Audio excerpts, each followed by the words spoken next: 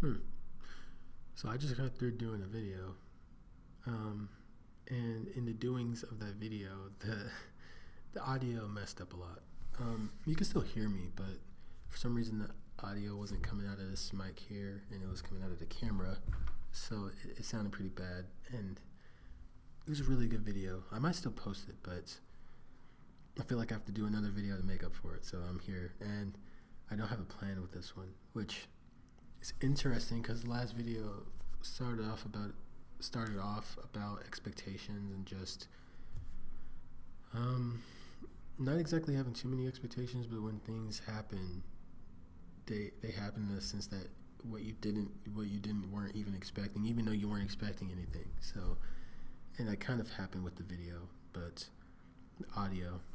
Anyways, I'm not really feeling guided to talk about something specific. I guess I could mention this thing in this video again. This is something I found, in case I don't post the other one, but something I found, and since it's being brought up, I have to bring up something else naturally. Give me a second. Maybe 2 seconds. So this little thing here has a butterfly on it. And there happens to be a symbology in this, as two good friends of mine just came out with a book called Scared to Be a Butterfly. And if you look there, go to their link, or even go to this person, this making a weird noise, this person here, Good Vibes Delivery, or go to Creative Learning New York, you could order this said book about butterfly. And it's not just about butterflies, but it's about the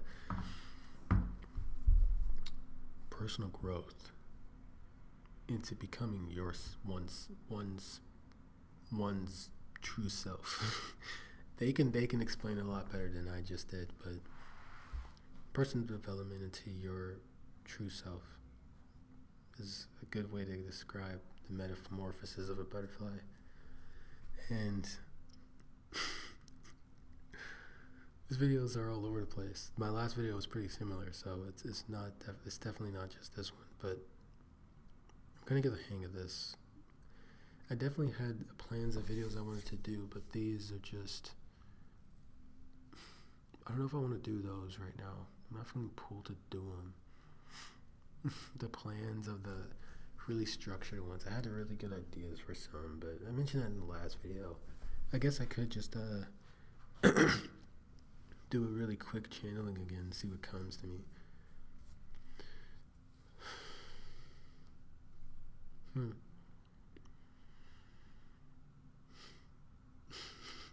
Feeling pulled to do this with my eyes open. I don't normally do that. I mean, it does help whenever you sit and close your eyes, because obviously you can focus on the visuals, but when you do it with your eyes open, it kind of involves this physical reality. And when I'm doing it with my eyes open, I'm seeing there's a box I have over there that this camera goes into, and me bringing the visuals into the reality is bringing in an emanation of a gnome that's kind of just playing around on that box. And this gnome is not unfamiliar to me. There's a video I did a while ago where I connected to these gnome beings, and at first it was just me drawing.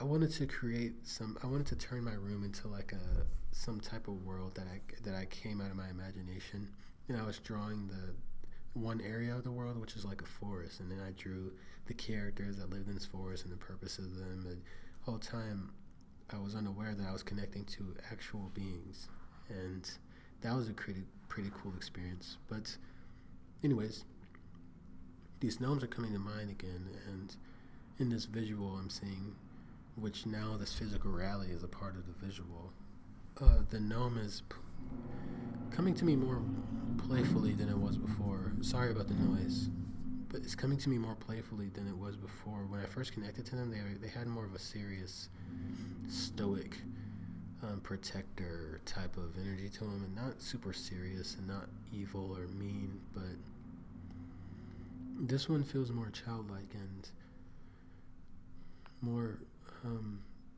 sacral chakra driven.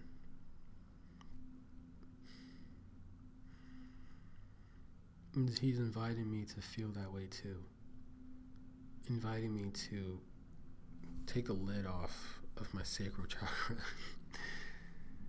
It's like I shook a bottle of Sprite and I'm geared to pour it, but I just am missing the part where I take the cap off. So it's fizzing up and a lot of pressure is building up, but there's a sensation of me putting a lid on it, which the lid is making obviously the pressure build, instead of me just taking it off and letting it release and express itself.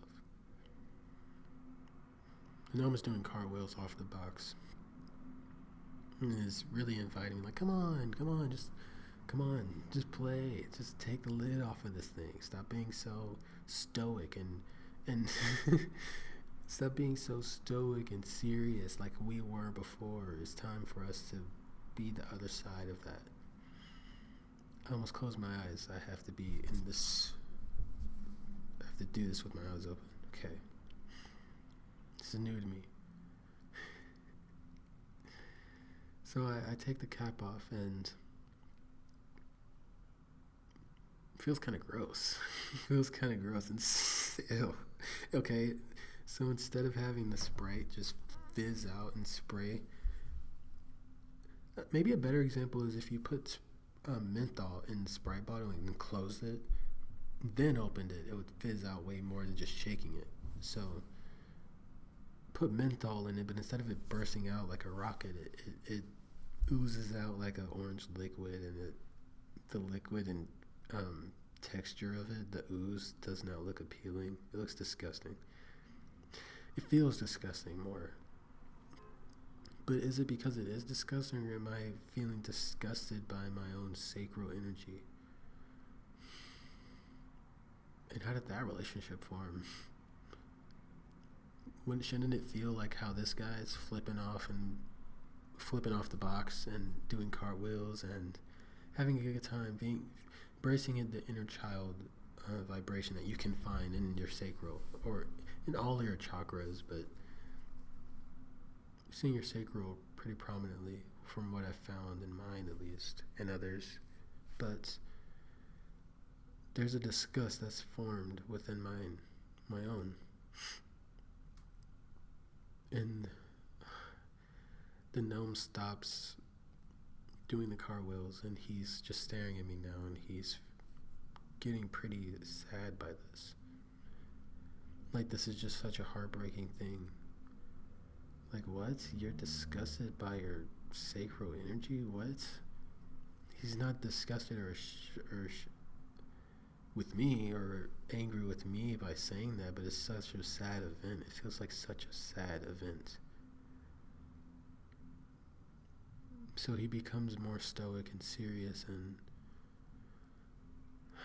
and I can't help but think, if I inspired that, like if I inspired him to be more not disgusted by his energy, but more not to embrace the sacred child energy by being disgusted by my own, or feeling disgusted by my own. Which on the surface, I wouldn't say I'm disgusted by it. I don't understand why there is a feeling of disgust, and I can obviously relate it to what I've dealt with my sacral, which has involved porn addiction, or a habit of letting go of the habit of porn and things of that nature. And there was a feeling of disgust and shame and guilt within that. And if I'm feeling disgust, there's probably still, what is the root to disgust? Why do you feel disgusted by something? Well, underneath that, there could be still feelings of guilt and shame that is manifesting itself into feeling gross, like gross energy. You just want to wash away, but it's oozing out of this bottle all over the place, and there's just orange everywhere. But I decide to be more of the instead of this gnome being one encouraging me and trying to get me to get up and do this thing, sorry about the noise, but do this thing, I'm going to be the one to get up now and encourage him to join me in embracing this orange goo. So I'm going to sit around in it, I'm going to roll around in it, in this image. I'm going to roll around in this orange goo. I'm going to pick it up and throw it in the air and throw it at him. I'm covering us all in this. And he's starting to smile, and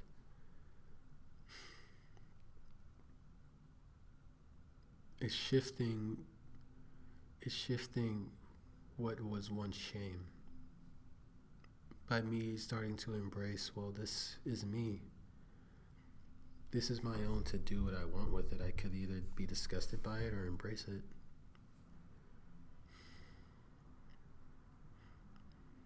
Like also, when you start to actually just embrace a thing, that's when you can actually start to shift what you want to do with it. Like, I don't have to embrace it in a sense of doing what once made me feel shameful or dirty or disgusting, but now I'm embracing it and I'm not resenting it, so I get to choose what I want to do with it. I get to choose where I want to allow this thing to flow. And the gnome is nodding his head, yes. You are understanding. This gnome feels like a spirit guide.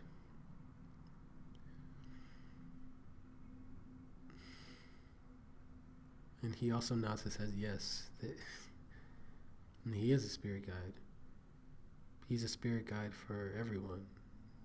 That he's not just a being that's attached to me. He's here for the human race. So again, in the first video I did, it was like there was a place within this forest that was very sacred, and they protected it because, not in the sense that people would harm this area, but there's just people who aren't ready for the energy. It's not a physical place, somewhat, but it's a density that has a type of energy to it that we can learn stuff from. And a lot of that learning is creativity, and it has to do with the sacral chakra and imagination and inner child, and it's extreme emphasis on creativity and what you could really do with that. And in the very first video, he said that he was there for the human race to learn that when they are ready, and he is still working with me through this. And this was the next thing that I needed to work through, embrace. I always had a firm belief. There's a bit of resistance here, because I did have okay, whenever you have a situation like dealing with your shadows, you're supposed to accept the thing, not embrace it. That was a thing I like to say a lot, and there's some truth to it. You shouldn't embrace your shadows, but at the same time, there was a lot of resisting within that phrase within that the way that I put that. You should accept it, not embrace it. I was only putting it that way to resent the thing and not be fully connected to it. Like, I'll accept you, but you're still over there as a shadow. But I need to embrace you as myself. You're not just a shadow that I'm working with. You are me. I'm working with myself right now. And that's what it means to embrace.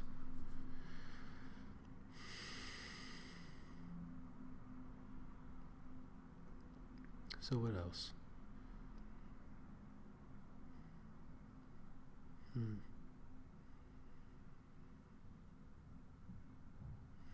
The orange liquid starts to turn into a purple liquid, but it's becoming less gooey when that happens, and starting to turn into just like the fizz of what a soda thing would be, and then it fizzes away, dissipates, turns into just pure energy, which looks like nothing, but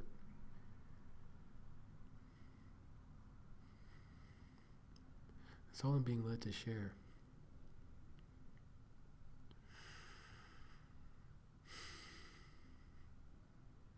Hmm. That's all I'm being led to share. And I did that in 15 minutes. That's another thing I was going to do a video about. I was wanting to do readings lately. Or I guess I'm working on scheduling or... not scheduling, but what's the word I'm looking for? Organizing how I want to do them. So I'm going to have a 15-minute session that I'm going to do 30-minute, hour-minute, an hour long.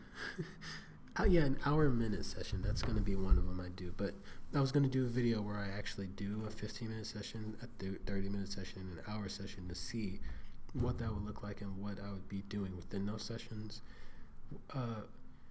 while also putting it into typed out words what you would receive from the 15-minute, but also have a video version so you can actually see what you receive. And this is something I just did, well, unintentionally, but 15-minute session. So it's all I'm being led to share. I only have 30 more minutes in this place, but I don't really need to be in here any much longer. I guess before I leave, I could show you where I'm at. This is a library room. A lot bigger than one person needs. There's a TV over there that I could do stuff with and a board that I could also do stuff with. Again, a lot bigger than one person needs, but it's still nice. There's a scene out there. It was nicer earlier because the sun was a lot more orange, but that's where I am. And this is where I'm about to leave. So thank you so much for watching and take care.